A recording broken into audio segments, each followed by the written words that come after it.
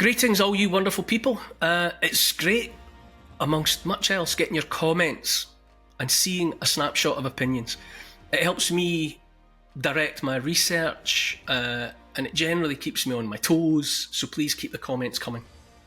Also, please do subscribe to this channel. Click the button.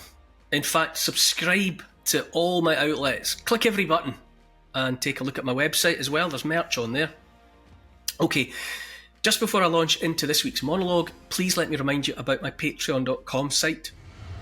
By signing up there and showing your support for this channel, you help us keep the wheels on the wagon. It's very practical support. It's about the price of a cup of coffee every month, and in return you get early access to all my new content, and there's exclusive access to a question and answer session with me every week. It's a great site, if I do say so. So join up, join in, make it better by being there. Okay, now it's time for this week's monologue.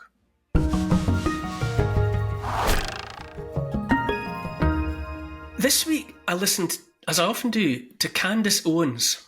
In this instance, she was talking about President Joe Biden pardoning his son, Hunter Biden, letting him off scot-free, despite various crimes, all of which he had previously pled guilty to. There's no dubiety about it. He did it. But he's been let off. Biden Sr. cited as his justification the fact Hunter is a recovering addict. Basically saying that because he was high, he didn't know what he was doing. Can't be held responsible. And Joe didn't just pardon his son for the crimes that he had pled guilty to, but for everything, all the way back to 2014. 2014, which is an interesting and revealing date, to put it mildly, but I'll get to that. I also had the gross misfortune this week to hear Whoopi Goldberg, one of the hosts of The View, US TV show thing, and she said that Trump's behaviour, by comparison, is altogether different and much, much worse because he was sober. So that logic has it that because Trump was sober, is sober the whole time, rather than off his face on crack and booze, that he's guilty in a way that Hunter Biden can never be. It's warped and twisted, self-serving logic, but, what should we expect anyway in this through-the-looking-glass world in which we find ourselves? And while I was listening to Candace, I was scrolling through the comments. I'm sure a lot of you do that as well. The comments under the video. And amongst many, I found this one. Quote, "My husband is a recovered addict. This," by which she meant Hunter's presidential pardon from his dad, "this is beyond offensive to me. How dare they lie to us and insult our intelligence, first of all, and how dare he cite addiction as an excuse when that doesn't apply to the rest of us.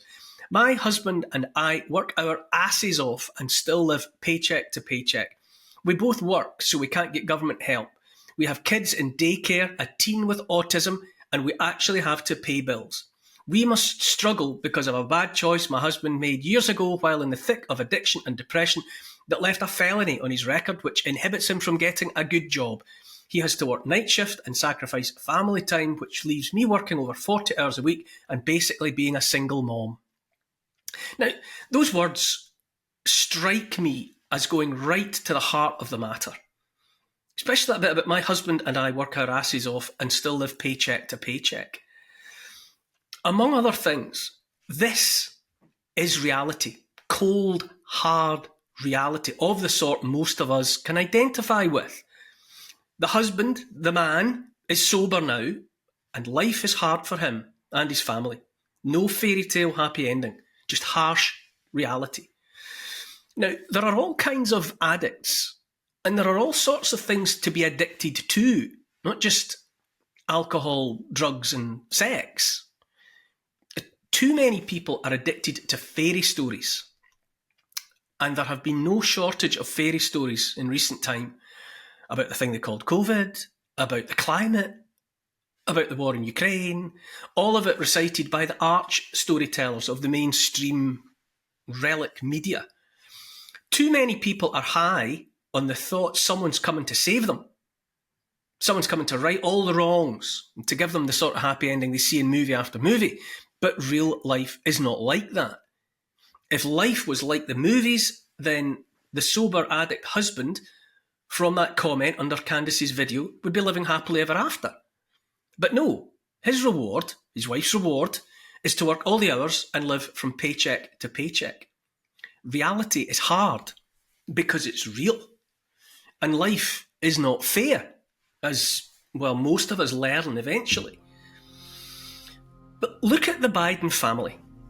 By pardoning Hunter, who was dispatched to Ukraine after the US-led coup in 2014, and Daddy has pardoned him all the way back to 2014, remember? He was dispatched to Ukraine to funnel corrupt wealth back to his family. Hunter, whose laptop revealed his lifestyle of drugs and prostitutes and more besides.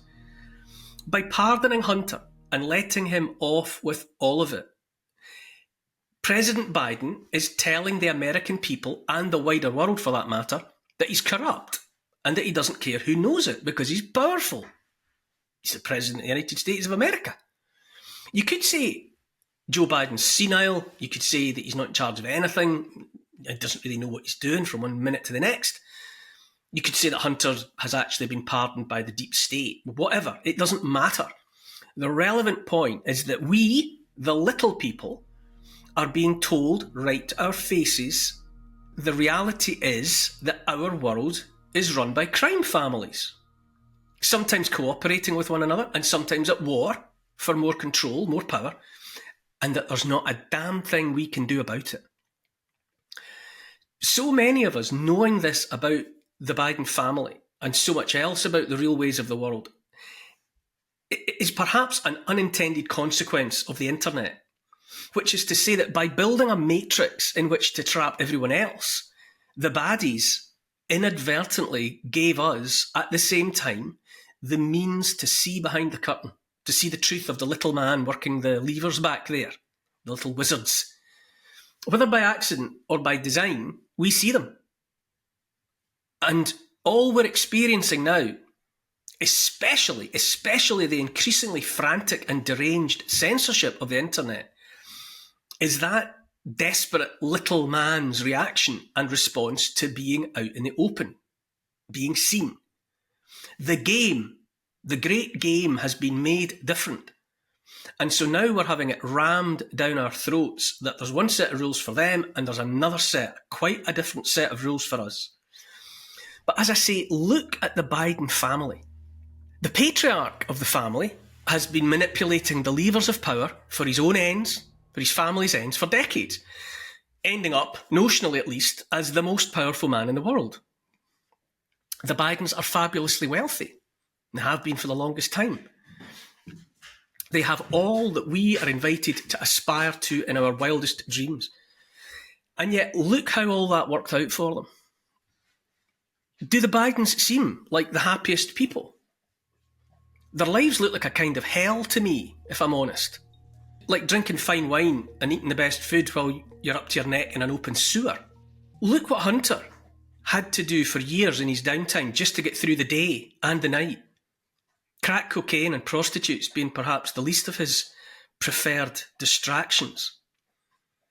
On the one hand, you might say that at some point all the Bidens' wishes came true. Rich, famous and powerful. But who do the stories tell us are in the business of granting wishes?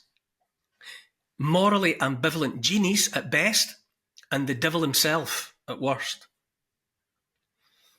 Whatever else they might be, and of course we can't know for sure, the Bidens don't strike me as happily ever after kind of people.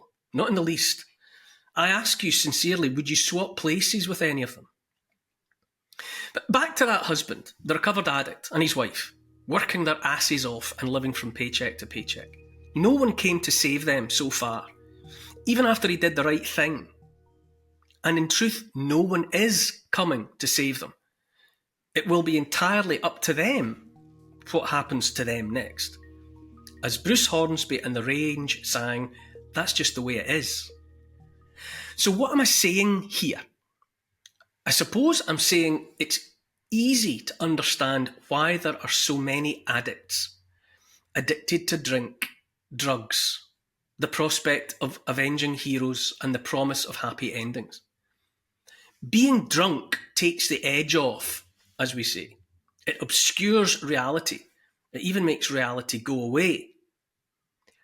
Sober, clean, though desirable, isn't actually neatly and conveniently better. It's just real, and reality is hard. It's the right thing, it's the right choice, but it's no picnic, which doesn't seem fair. But life is not fair, as previously noted. A couple of weeks back, I interviewed Ed Dowd, former BlackRock portfolio manager turned truther. Among much else, he said that, first of all, on the way to personal salvation, he sobered up after too many years when alcohol was too big a part of his life. And after a few years of sobriety, depression kicked in for Ed. Doctors offered him drugs, as they do. But Ed chose to get healthy by himself, to get fit, and this is the crucial part, to be of service to other people. And by being of service, he cured his depression. During the Scottish so-called Enlightenment of the 18th century, the chair of moral philosophy at Glasgow University was occupied by one Francis Hutcheson. Hutcheson was a churchman as well, and in a time when most of his ilk preached that happiness was a random gift from heaven, like manna, Hutcheson uniquely and on the contrary said that no, happiness was the byproduct, the collateral benefit of spending all possible effort making other people happy, improving other people's lives, being of service to others. Made you happy, almost by accident. And one of his students, John Witherspoon, in time became the second president of Princeton University and was a signatory of the Declaration of Independence. And there's good grounds for thinking the line in the Declaration about the pursuit of happiness being the active, determined pursuit of happiness came from the teaching of Francis Hutcheson. It seems to me that those out there we routinely describe as being still asleep, not awake, it's not that. They are in fact addicted to the illusion that everything is okay. Because that's what they're told. And they believe the illusion despite the evidence of their eyes and ears. So drunk are they on the lies they've been told all their lives. The very thought of the sobriety that is accepting the truth, the hard reality, they choose consciously and knowingly to stay drunk instead because it's easier. Or you might say they're determined not to grow up, to remain children dependent on trusted grown-ups. In Corinthians, 1 Corinthians, we read, "When I was a child, I spake as a child. I understood as a child, I thought as a child. But when I became a man, I put away childish things. For now we see through a glass darkly, but then face to face. Now I know in part, but then shall I know, even as also I am known. And now abideth faith, hope, charity, these three. But the greatest of these is charity." Now, the Greek word is translated as charity in the authorised King James version of the Bible. But in other versions, it's translated as love. Faith, hope, and love. In this context, it's about love of fellow humankind, which is to say, it's about ultimately being of service to others. So, life is hard and unforgiving.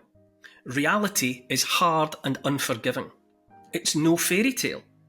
No heroes are going to ride in and fix it. There absolutely won't be any happy ending written for us by someone else.